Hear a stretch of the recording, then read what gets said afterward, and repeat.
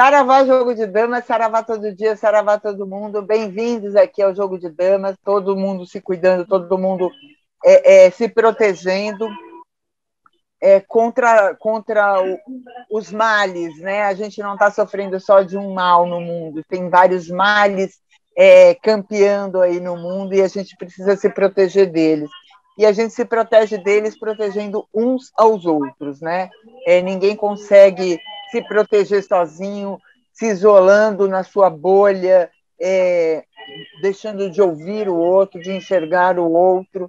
E, enfim, essa é uma das grandes lições da pandemia, né? Tanto para o bem quanto para o mal. Ela ensinou também muita gente ruim como afetar, né, o outro de uma forma cruel, de uma forma desumana, de uma forma baixa. E, enfim, mas hoje a gente está aqui a gente vai conversar com o Victor Pino, que é um jornalista brasileiro sediado no Chile. O Victor é dirigente do Sindicato dos Jornalistas lá no Chile e apresentador do programa do Guga Noblar, da TV Democracia e da querida e parceira do JDD, Cotter TV. Victor, saravá, bem-vindo ao Jogo de Damas. Muito obrigado, Niobe, muito obrigado pelo convite e um grande abraço a todos os espectadores do Jogo de Damas. Aqui um orgulho fazer parte dessa entrevista hoje. Victor, primeiro eu queria que você contasse para a gente como é que foi a caminhada do povo chileno, né, para a situação que se encontra hoje, né, em que houve conquistas importantes, né, no caminho da redemocratização efetiva, né? A gente fala de redemocratização, de democracia. Somos uma democracia porque não temos as botas militares sobre o nosso pescoço, mas a gente sabe que a democracia foi fragilizada na América Latina, né, durante um bom tempo, esteve fragilizada, e o Chile inspirou, né, uma insurgência, né, o Chile, a Bolívia, inspiraram uma insurgência pela luta democrática. Então, a gente fala de redemocratização por conta dessa luta mesmo, das pessoas estarem na rua querendo efetivar a democracia, ir além do voto. Democracia não é só votar para presidente, né, Vitor? Exatamente, Niobe. Na verdade, eu tenho que começar dando um contexto histórico. O Chile é o país do sonho de Paulo Guedes. Por que isso? Porque o sistema de saúde, de educação e de previdência são totalmente privados. Você não consegue ir num hospital público sem pagar. Você não consegue ter uma educação universitária sem fazer um crédito, sem pagar, sem conseguir um empréstimo. Você não consegue se aposentar de forma vitalícia com uma aposentadoria decente, minimamente decente. O Chile partiu desse processo que foi instituído na Constituição de 83 do Pinochet, que quem escreveu foi o senador Jaime Guzmán, um senador que foi assassinado pelos guerrilheiros chilenos, pelo Frente Patriótico Manuel Rodríguez, pela maldade que ele fez. Ele foi justiçado pelos guerrilheiros. E a verdade é que quando você vê isso acontecendo, você vê que o Chile passou por um primeiro processo de redemocratização com a saída do Pinochet, com a eleição sucessiva de presidentes democraticamente eleitos, com parlamentos, senadores, mas a Constituição em si estava amarrada. Estava amarrada por quê? Porque o Chile conta com um tribunal constitucional. Então você tinha alguns juízes que podiam falar, mas isso daí está fora das 4 linhas da Constituição, como diz o presidente. E isso causou muitas limitâncias. No Chile, por exemplo, você não consegue tirar seu dinheiro do fundo de previdência para pagar um tratamento de câncer e sobreviver alguns anos. Você morre de câncer e aqueles fundos, tudo bem, são redistribuídos para sua família, mas a sua vida já não te pertence, aqueles fundos não te pertencem, pertencem a fundos privados de previdência. Então, quando a situação elege presidente de esquerda, como foi o Eduardo Frei, primeiro foi o Patrício Elwin, Eduardo Frei, Ricardo Lagos, Bachelet. Aí veio um presidente de direita, Sebastião Pinheira, que deu uma lei de pesca que acabou com os direitos da pesca artesanal, entre outras retrocessos. Volta Bachelet, avança um pouco, veio Pinheira de novo, agora eleito em 2017 para cargo em 2018. Quando chegou esse momento, o Chile começou a regredir, começou a perceber que a classe política não o representava, que os avanços que poderiam ser feitos nessa Constituição não eram suficientes. Em outubro de 2019, teve aquele aumento dos 20 centavos. E foi mais ou menos o que aconteceu no Brasil, só que com outras consequências. Os jovens que saíram nas ruas em outubro de 2019, eles saíram para pular a catraca, mesmo que o aumento não os afetasse. Aqui no Chile, o aumento não era para passe escolar. Quem tinha tarifa de estudante não ia pagar mais. Mas os jovens perceberam que a família não poderia pagar, que aquela mudança ia afetar diretamente o bolso de quem estava lutando por conseguir uma saída. Então, o que aconteceu? Começaram a invadir as ruas, começaram a tomar as ruas, a repressão foi tão grande que o presidente saiu na televisão para falar que estava em guerra contra estudantes. E isso causou que a população tomasse as ruas dele. E tomou as ruas, e toma as ruas toda sexta-feira até hoje. É absurdo imaginar, por exemplo, que você tenha tanques lança-água, que você tenha carros lança-gases, que você tenha uma polícia que disparou de forma indiscriminada balas de borracha. Não só contra os jovens, mas fazendo pontaria nos seus olhos. Não só contra gente que estava com um pedaço de pau ou com uma pedra na mão, mas com gente que estava passando, às vezes, perto de uma manifestação, porque era seu caminho ao trabalho. E por que eu cito esses exemplos assim tão claros? Porque você tem o Gustavo Gatica, um estudante de psicologia que foi atingido por balas de borracha numa distância tão curta que ele perdeu os 2 olhos, não teve espaço para as balas espalharem, porque são os cartuchos desses de perdigões que se espalham. Só que acertaram 2 balas, uma no seu olho direito e outra no seu olho esquerdo, e ele perdeu os ambos olhos. Eu falo também, eu esqueci o nome dela, gente do céu, desculpa, mas foi uma trabalhadora de uma fábrica de macarrão que estava indo trabalhar, passou perto de uma manifestação, num confronto, mas estava a uns 10 metros do confronto, e o policial a viu passando, disparou uma bala lacrimogênea, acertou o rosto dela, afundou os ossos e perdeu também a vista. Esse é o tipo de violência que a gente viu no Estado, e uma violência que acabou aprofundando as manifestações, acabou enraizando no Chile o sentimento de que nas ruas você conquista a democracia. E qual foi a conquista? Eles conseguiram forçar o governo a um acordo, um meio acordo, um acordo fraco, um acordo muito suave, que era: vamos fazer um plebiscito, então, se as pessoas querem uma nova Constituição. A direita falando não, a esquerda falando sim, e os independentes falando, pelo amor de Deus, vamos. E por que eu divido em 3? Porque a direita teve 20% dos votos. A nova Constituição, o plebiscito de nova Constituição da Constituinte, teve 80% dos votos. Então, quando falam no Brasil, somos 70%, somos 80%, no Chile eles provaram nas urnas que eles são 80%. Essa nova Constituinte foi eleita principalmente por independentes. 1/3 dos constituintes não tem experiência política, não tem nenhuma marcação passado político. Eles são pessoas que saíram de movimentos sociais, que estão representando os interesses da população, dos movimentos, das organizações, numa constituinte. Entre elas, a presidente da constituinte, que é a Elisa Loncón, uma dirigente de povos originários, eleita com uma cota para povos originários, que não é qualquer pessoa. A primeira pergunta era, mas será que ela fala espanhol? Fala espanhol, francês, tem um doutorado em linguística. Ela abriu a Constituinte falando o mapudungum, que é o idioma dos indígenas chilenos do Sul. Olha que beleza você vê que você saiu para pular catraca em outubro de 2018, em 2021, você teve uma dirigente, uma mulher, uma doutora em linguística, porque não é qualquer mulher, é uma mulher extremamente preparada, representativa, que saiu falando em mapudungum para abrir a Constituição.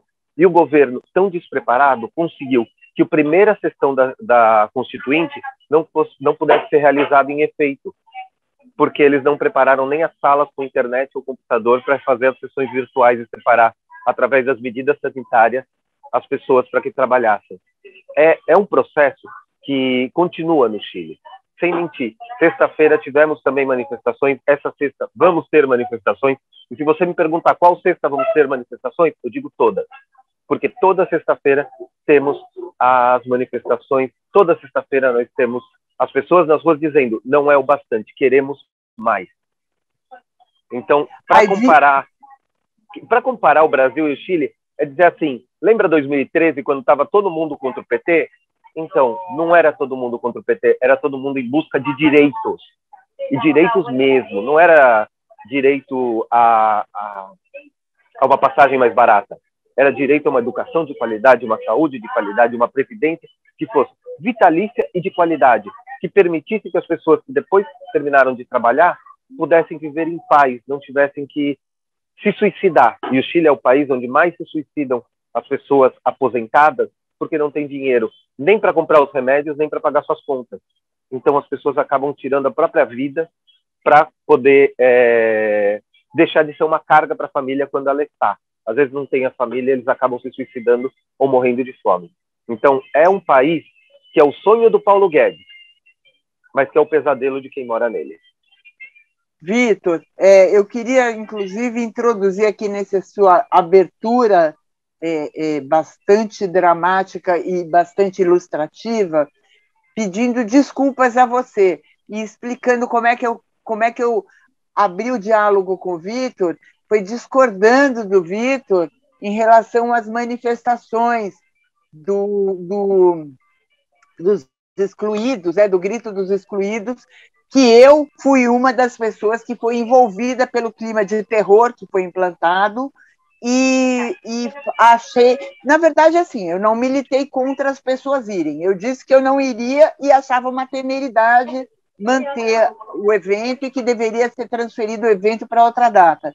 E o Vitor abriu um diálogo comigo dizendo que não, e a gente estava num grupo, a gente foi até para o privado para conversar sobre isso. E ontem, Vitor, eu devia entrar em todos os grupos e pedir desculpas, porque foi linda a manifestação. Foi maravilhosa, o grito dos excluídos foi muito simbólico, principalmente no dia de ontem.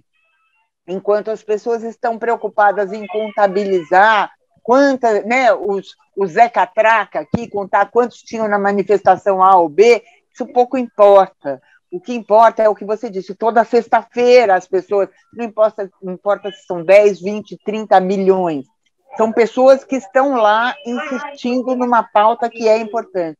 Então, eu queria publicamente aqui pedir desculpas, porque você tinha razão, Vitor, foi incrível. Eu não poderia ter ido, porque, enfim, eu tenho aqui uns problemas domésticos, mas eu deveria ter ajudado na campanha para levar mais pessoas, porque foi lindo, as pessoas foram, foi pacífico, foi simbólico, foi muito forte, os discursos foram muito fortes. E aproveitar também e fazer uma crítica aqui à esquerda, que passou a semana postando terror, né, na internet sobre os atos dos fascistas, né, dos nazifascistas, sei lá o que são mais. Nosso papel não seria esse. Obviamente que é o papel de dar notícia do que está acontecendo, mas foi implantado, como a mídia tradicional, foi implantado um clima de terror, e eu fui envolvida pelo clima de terror, e acho que ficou... Obviamente que quem é louco pode fazer qualquer coisa, podia até, enfim, criar ali um Rio Centro, como eu tinha exemplificado. Mas, se a gente não estiver na rua, não vai haver mudança. E essa é a grande lição que o Chile nos traz.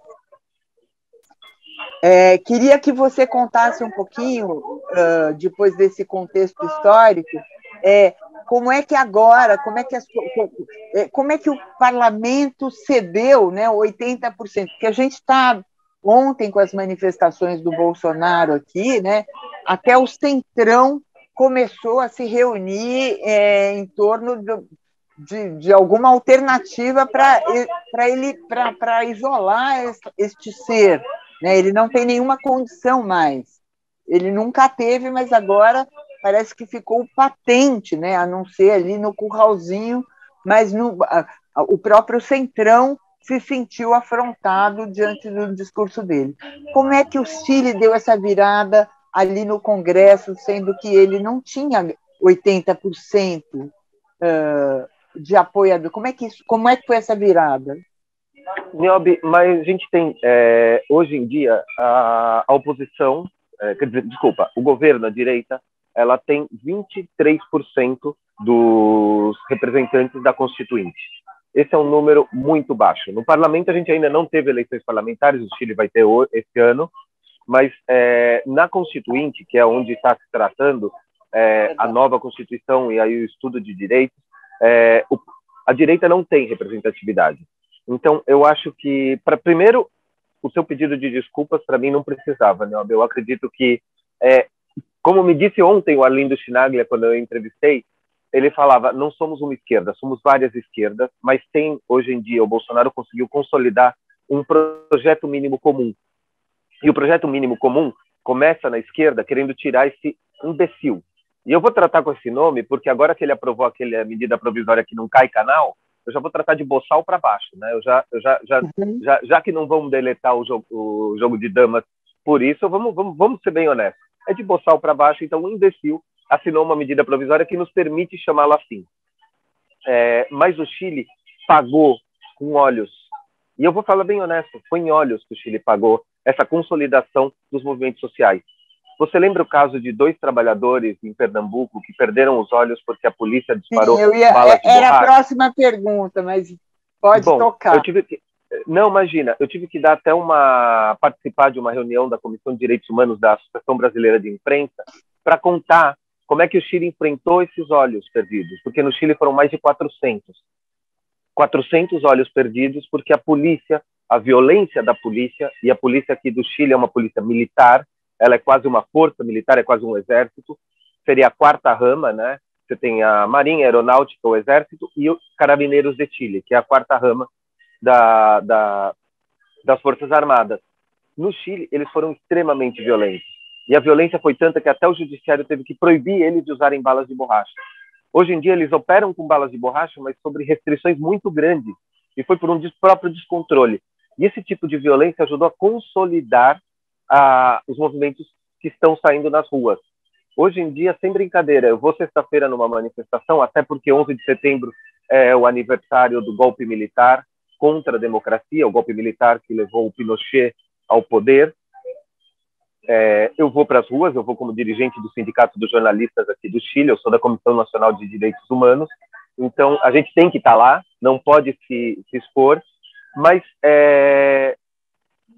eu acho que, para responder honestamente, Niobe, e aí jogando um peso muito grande para o jogo de damas, foi através das mídias alternativas.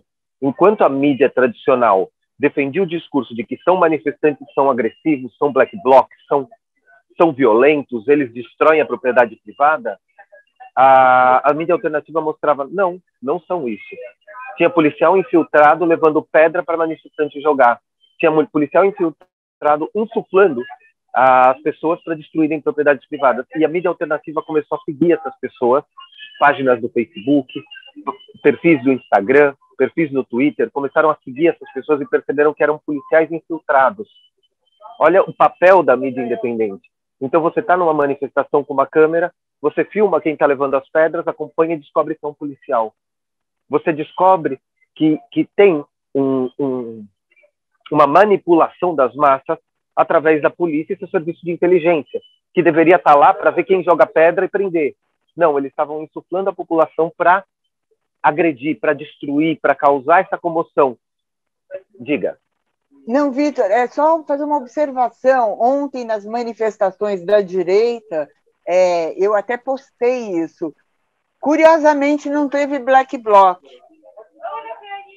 Curiosamente, quer dizer, obviamente não é curiosamente, eu estou fazendo uma ironia, obviamente a gente sabe por que não teve black bloc. E black bloc é infiltrado, são pagos. A gente, na última manifestação que teve black bloc, fotografaram, era um coturno novinho da polícia, o black bloc estava com uma câmera último tipo, black bloc não tem dinheiro, a gente sabe. O black bloc não o Nutella, né? O raiz, o black bloc raiz. Tem, Nutella, alguns tem, eu conheço alguns no Brasil. Eu conheço alguns do Brasil, Niobe, tem dinheiro, mas tem consciência social, e não são black bloc. E olha que coisa estranha, teve que chegar uma pandemia, e essa virou piada aqui no Chile, porque no Chile também aprovaram uma lei contra pessoas com máscara em manifestação. Mas veio a pandemia e todo mundo tem máscara. Não só a polícia, como também os manifestantes. Então, tudo aquilo que eles faziam para descaracterizar, para vandalizar o movimento social, para agredir, a pandemia veio para curar. É uma posição muito estranha falar isso. Bom, eu aqui quero falar 2 pontos. O primeiro é o papel do Sindicato dos Jornalistas. Até outubro do ano passado, o Sindicato dos Jornalistas estava defendendo o papel da imprensa, dos jornalistas que estavam cobrindo manifestações, que muitos foram atingidos com balas de borracha. Infelizmente, eu também tomei um tiro na perna. Já tomei em São Paulo, tomei aqui no Chile também. Eu estou me internacionalizando no hospital, mas parece brincadeira, mas a gente termina no hospital tomando essas balas, que são umas bolinhas de ferro desse tamanho, que de borracha só tem 20%. Então, em outubro do ano passado, quando estava uma situação muito tensa entre pandemia e manifestação, o sindicato decidiu criar o grupo de observadores do direito à comunicação. E ele fez isso para proteger quem estava com uma câmera com celular, transmitindo, gravando, comunicando. Não só o jornalista que foi para a faculdade, não só o jornalista que está sindicalizado. E esse tipo de proteção, hoje, obriga a polícia a pedir credencial de imprensa de quem está com câmera e eles querem prender. Olha a diferença que se deu. É um orgulho que o sindicato me escolheu em outubro do ano passado para coordenar nacionalmente esse grupo. A gente conseguiu não só ser reconhecido pelo Ministério do Exterior, mas ser reconhecido pela polícia como um grupo de observadores. A gente percebia que um jornalista estava sendo, por exemplo, pediam o RG dele 10 vezes durante uma manifestação. Então o cara nunca estava trabalhando, ele estava só com o RG entregando para a polícia. Então a gente começou a ficar perto deles e proteger. Aí a polícia começou a soltar, porque acaba perdendo essa liberdade que eles têm de questionar tudo o tempo todo para acabar te tirando do trabalho. E esse grupo permitiu fortalecer, principalmente para os meios independentes, que já eram muito relevantes no Chile, a personalidade de poder sair a qualquer momento e falar, olha, se der problema eu ligo para o Vitor, eu ligo para o sindicato, eu ligo para a advogada. Já criou a rede de proteção dos meios independentes, e isso acaba sendo muito importante. E o segundo que eu queria falar é a respeito mesmo do Brasil. No Brasil, se criou a imagem de qualquer um que vá para a manifestação é um ser violento, é um ser que é briga, que é um ser que é petista, que é um ser que é do PSOL, que é invasor de terra. E essa imagem ontem desapareceu. Desapareceu por quê? Porque o maior símbolo que eles conseguiram levar para Paulista, além do presidente do desgoverno Bolsonaro, foi uma piroca inflável no 7 de setembro. Você imagina como será você ter isso como um símbolo que levam os seus apoiadores? Uma piroca inflável verde e amarelo. Que tipo de mensagem você está falando? Para a família, Deus, família e pátria, né? Com aquele símbolo. O pessoal evangélico ao lado daquele... É incrível isso, Vitor. É incrível. É a negação do conhecimento. Eu falo que aí a gente está passando por um problema, e aí é um problema que eu acho que é tem que ser uma autorreflexão da esquerda, porque a gente está sofrendo do quê? Da soberbia do saber. O que é a soberbia do saber? A gente consegue ver os números e entender o que o governo Bolsonaro está fazendo, mas a gente não consegue conversar com o bolsonarista e falar, cara, você parou de comer carne, fazer churrasco, por causa do governo, não é ICMS que está pagando, que tá tirando do seu bolso. É a falta de política desse governo. E por que eu digo isso nesse espaço? Porque eu estou num café, Niobe. Sem brincadeira, se eu mostrar aqui, ó, eu vou virar um pouco a câmera, só para vocês verem. Vocês estão vendo as pessoas com máscara nas ruas, um café aberto, com mesas dentro. E isso daí num país, por quê? Porque a gente tem mais de 80% da população vacinada. Porque com segunda dose a gente já tem mais de 70%. Porque semana que vem eu recebo a 3ª dose de vacina. Eu tenho 40 anos. E eu vou receber a 3ª dose porque o país que eu moro, com um orçamento 15 vezes menor que o do Brasil, comprou vacina a rodo. O governo federal brasileiro nunca se preocupou de comprar vacina. Ele delegou essa tarefa para qualquer outro e não se preocupou em comprar vacina. Então, quando dizem, o Chile comprou vacina porque é pequenininho, são 20 milhões de pessoas. Sim, mas o orçamento é 15 vezes menor. Se o Brasil chega com dinheiro no fabricante, ele compra. Só que nunca comprou. Ele ignorou os e-mails da Pfizer. Ele perdeu 213 milhões de insumos médicos. Isso daí é um despreparo, não tem uma política de salvar vidas das pessoas. Então, para comparar os movimentos, qual que foi? A pandemia salvou o governo Pinheira, literalmente. Se não tivesse pandemia, o Pinheira não estaria hoje na presidência, teria sido derrubado, teriam tido eleições, mas ele foi obrigado a fazer uma boa política na pandemia.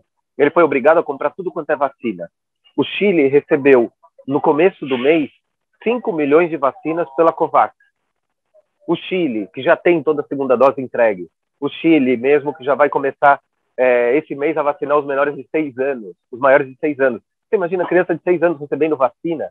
No Brasil, quando isso vai acontecer? É a Coronavac, né? Acima de 6 anos. Coronavac, o Pfizer. E não tem fábrica de vacina, não tem Fiocruz, não tem Butantan. Aqui é compra, aqui é dinheiro no bolso, cara. É orçamento.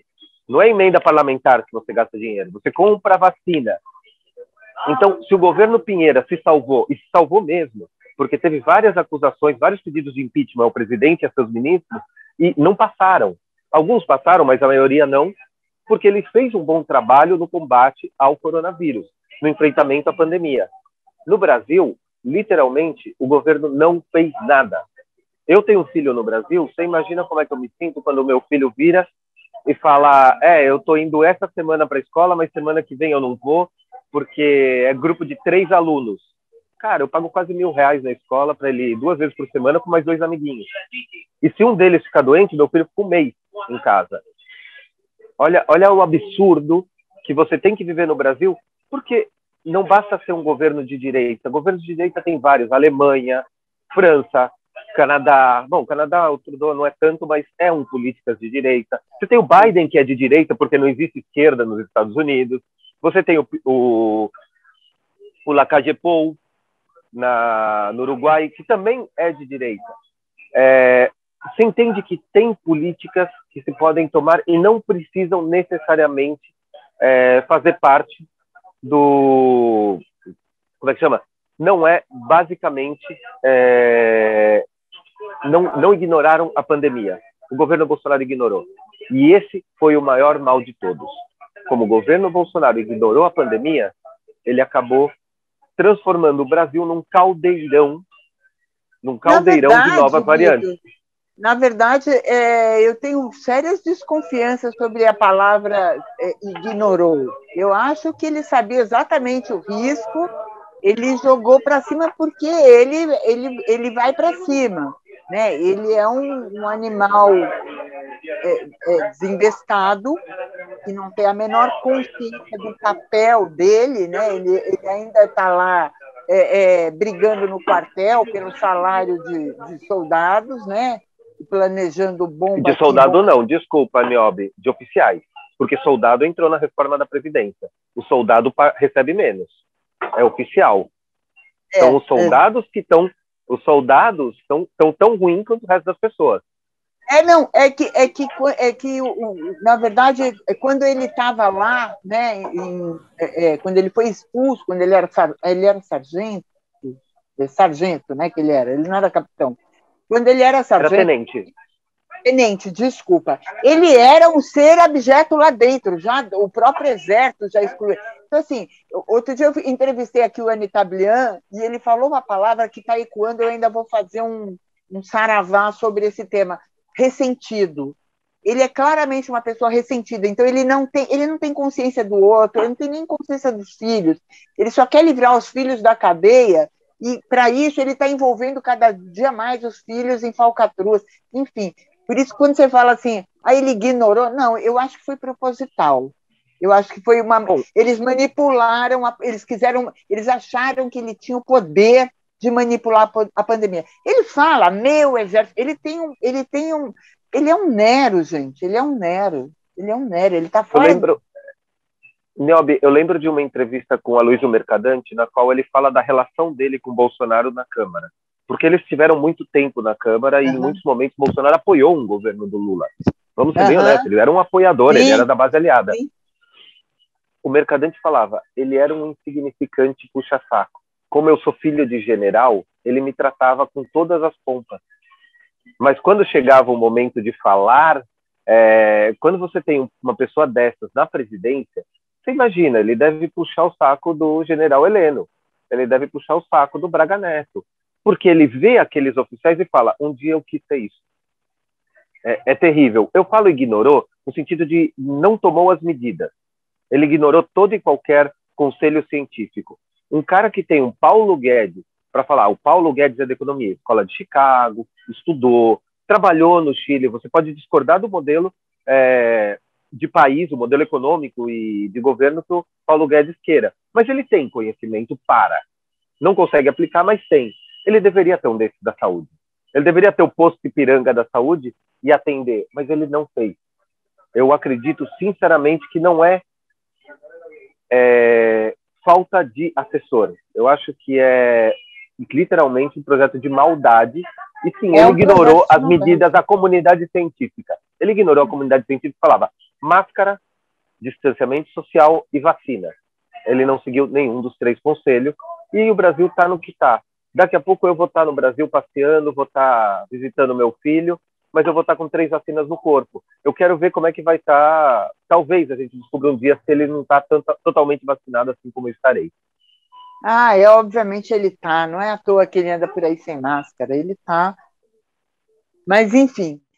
Vitor, a gente está aqui com outra luz, com outra roupa, outro dia, para gravar o finalzinho da nossa entrevista, mas está valendo. O espírito permanece o mesmo, de curiosidade, com toda essa experiência chilena incrível, que se mantém alimentada, né? Um fogo que se mantém alimentado aí nas ruas, como você bem falou.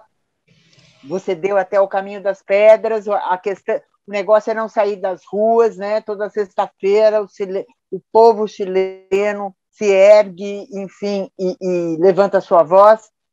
Mas eu queria que você traçasse um paralelo, você que conhece as duas realidades, né, a realidade brasileira e a realidade chilena. A gente está muito perdido, né? A gente teve a manifestação agora do fim de semana, né? Uma convocação da direita arrependida, que se diz arrependida, né? Acredite quem quiser. O pessoal do Fora Lula queria que o Lula estivesse na manifestação, Fora PT queria que o PT estivesse, enfim, né, essa esquizofrenia que a gente está vivendo foi um fracasso, acabou sendo um fracasso, mas antes de eu formular a pergunta, eu queria até fazer uma observação. Eu não comemoro o fracasso das manifestações da direita, porque assim como você contou sobre as manifestações no Chile, eu mesmo não indo numa manifestação de direita, eu gostaria que ela tivesse tido sucesso, que o Fora Bolsonaro tivesse tido um eco importante. Acabou que os bolsonaristas usaram essa manifestação do dia 12 como xiste, né? Riram da cara da direita, porque realmente foi um fracasso. Eles não sabem fazer manifestação, eles nem sabem o que significa organizar uma manifestação. Então, eu queria que você traçasse um paralelo dessas duas realidades, a realidade chilena, né, e a realidade brasileira, que é uma realidade paralela.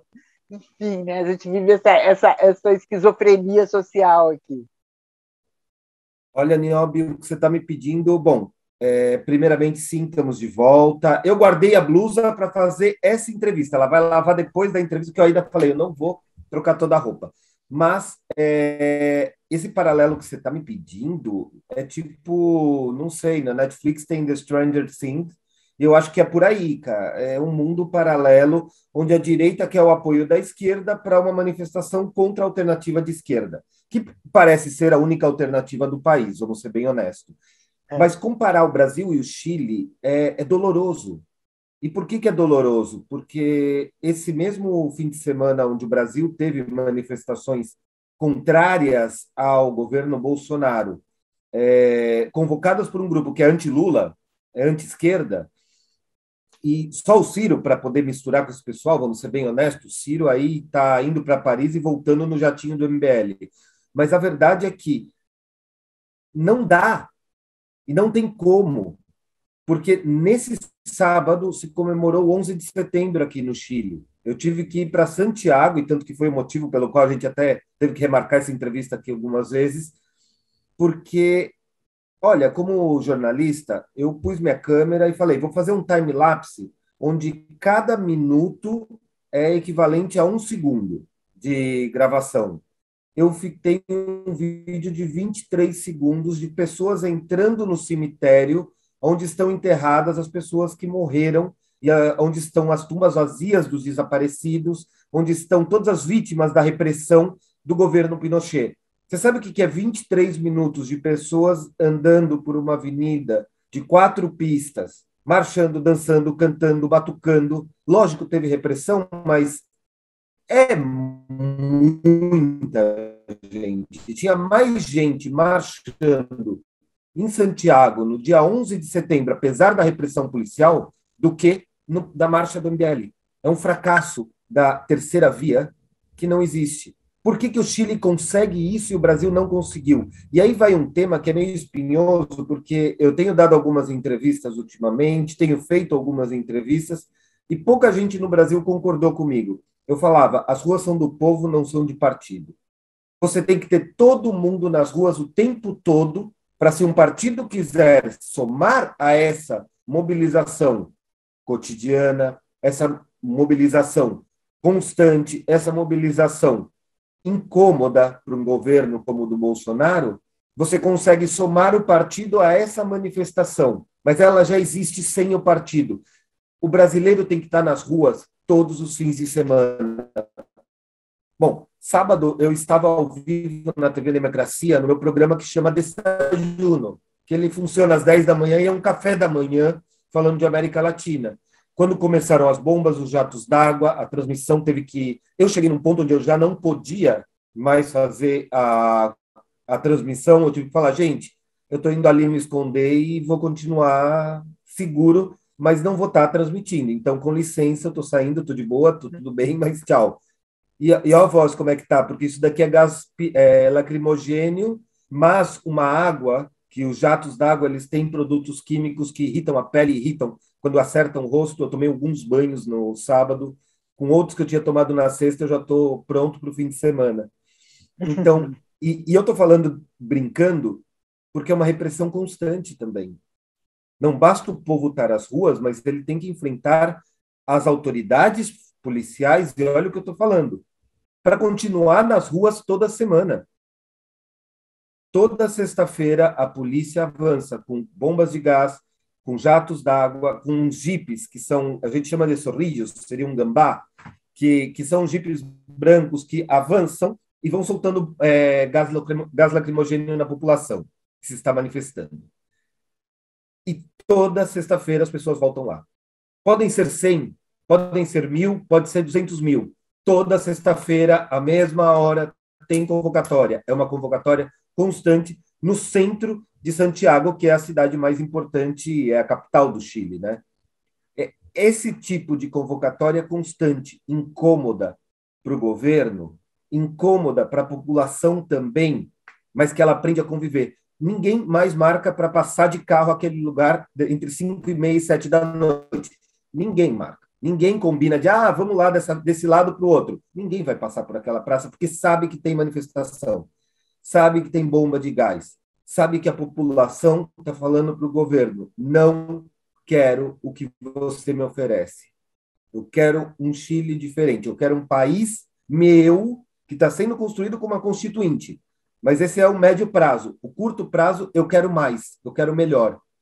Então, é difícil.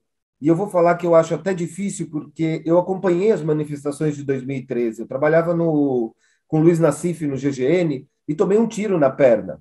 Naquelas manifestações, naquela noite onde 14 jornalistas e trabalhadores de comunicação fomos feridos, onde o Sérgio Silva perdeu um olho, onde a repórter da Folha, porque era da Folha, né, apareceu em todas as capas de jornal, e eu respeito a colega. Eu tomei um na perna, um outro amigo meu tomou na barriga, teve um fotógrafo que perde o olho, mas quem apareceu foi a Folha, e eu entendo essa hegemonia, não vou entrar em discussão hoje. Mas em 2013 o povo tinha as ruas. Até 2016 ele foi entregando as ruas para os movimentos, para as organizações de direita. Quando chegou 2016, 17, já não tinha as ruas. A pauta de manifestações era a direita. E esse foi um processo que o Brasil passou que tem que reverter. Eu não sei, Niobe, se você lembra quando entrava o Bolsonaro, a Dilma, para falar, durante o final do seu governo, ela entrava no ar e era panelaço, panelaço, panelaço, panelaço. Não importava o que ela fosse dizer. Era sempre panelaço contra o governo. Esse era o povo nas ruas. Eu posso concordar ou discordar das pautas, mas esse era o povo nas ruas. Hoje, no Brasil, as ruas não são do povo, são de organizações, tanto de direita como algumas de esquerda também. Mas que isso se reverta. Esse é o único conselho que pode dizer quem tomou. Nossa, quanto que eu bebi de gás lacrimogêneo nesse fim de semana, tá? Até a voz muda. Vitor, para a gente encerrar, de novo, te agradecer a tua disponibilidade para a gente fazer esse finalzinho, essa segunda parte da entrevista. Como é que convive esquerda e direita quando elas têm uma pauta em comum, que é o fora Bolsonaro, aqui no caso? Como é que isso funciona no Chile? No Chile, isso não tem nenhuma correlação à direita e à esquerda, até porque a direita foi contra a Constituinte, a direita foi contra o plebiscito, né, que acabou gerando a Convenção Constituinte, a direita é contra o saque de recursos do seu fundo de previdência, porque aqui não tem aposentadoria de outro jeito. A direita comemorou quando, olha só, estou fazendo as contas agora, quando uma espécie de auxílio, né, que aqui chama ingresso familiar de emergência, ou esse auxílio emergencial do Brasil, ele era só de R$ 300. E o preço que eles pagaram foi a sua irrelevância, hoje em dia na Constituinte, e provavelmente sua irrelevância nas próximas eleições, que esse ano se decidem metade do Senado, troca do parlamento, deputados estaduais, o equivalente, e presidente. Então, a direita não teve... ela se cristalizou numa posição tão bolsonarista que qualquer um que é antidireita já é automaticamente de esquerda. Mesmo os partidos conservadores de centro, eles estão na esquerda, porque o governo se cristalizou num ponto tão à direita que você acaba tendo esse tipo de atitude. No Brasil, eu vi isso no PSDB, tirando o Aécio Neves, né? Aquele personagem icônico de lives, né? Não sei se você sabe que ele vive fazendo lives. Vive travado fazendo lives. Então, aquele personagem, Aécio Neves, tirando ele, até o PSDB foi para a esquerda. É algo muito na pauta política. Não estou falando de pautas econômicas, mas na pauta política, até o PSDB teve que se posicionar contra Bolsonaro. Porque é uma cristalização da direita, é uma solidificação. Você parece que você cria uma capa onde ninguém entra, ninguém sai. Ou você é isso ou você não é. Que o governo tão à direita acaba levando todos os outros partidos para a esquerda. Todas as outras alternativas políticas... Não é à toa que estão chamando o PSDB de comunista, né? Eles chamam qualquer um que vá contra é comunista, né? Essa é uma solidificação do seu apoio no curralzinho tão absurda. Olha, eu estava conversando com um amigo de Brasília, ele falava, quanta gente foi na manifestação? Eu falei, sei lá, 500.000, 600.000 a favor do Bolsonaro. Falou, cara, 250 mil desses são cargos comissionados, então a conta é para baixo. A conta do apoio do Bolsonaro é para baixo. E a terceira via, obrigado, MBL, obrigado, Kim Kataguiri, obrigado, Mamãe Falei, vocês elegeram o Lula como segunda e terceira via, como única via no país. Não há alternativa e vocês provaram isso esse fim de semana. Vocês vão ter que ralar muito para conseguir, talvez, chegar lá na urna eletrônica, porque mostraram que não tem base. Vocês são piores que o Bolsonaro, tem menos apoio que ele. Então, Niobe, desse fim de semana do Brasil, né, que a nossa entrevista se alongou por uma semana, eu fico até feliz de ter acontecido isso. e queria deixar só um recado, porque eu tive a oportunidade de participar da homenagem do Pepe Carrasco. Eu lembro que eu dediquei o programa, não sei se foi na parte que gravamos, talvez foi na parte que perdeu, e eu no domingo, desculpa, eu tive a oportunidade de estar com o filho dele, o filho de um jornalista assassinado durante a ditadura chilena. Então, Niobe, essa semana de entrevistas que tivemos vai para o Pepe Carrasco, para a sua família, e, como disse a presidente da Constituinte chilena, que esta seja a última vez que a gente comemora qualquer coisa sob a Constituição do Pinochet. Que o próximo ano, daqui a um ano, a gente tem uma Constituição cidadã, plurinacional e, principalmente, conquistada nas ruas, por jovens que começaram pulando catraca, que nem no Brasil, durante o Passe Livre. Vitor, muito obrigada. Obrigada a todo mundo que acompanhou a nossa entrevista. Não deixe de assinar o canal Jogo de Damas JDD. Ajuda a gente. Quem puder fazer um Pix, a gente agradece. 129.307.188-97. Qualquer valor está valendo, gente. Não se intimide. Aqui não tem valor pequeno, mas a gente sabe que o dinheiro está curto. Se você não puder contribuir com o Pix, dá o seu like, divulga o vídeo, convida as pessoas para conhecerem o canal.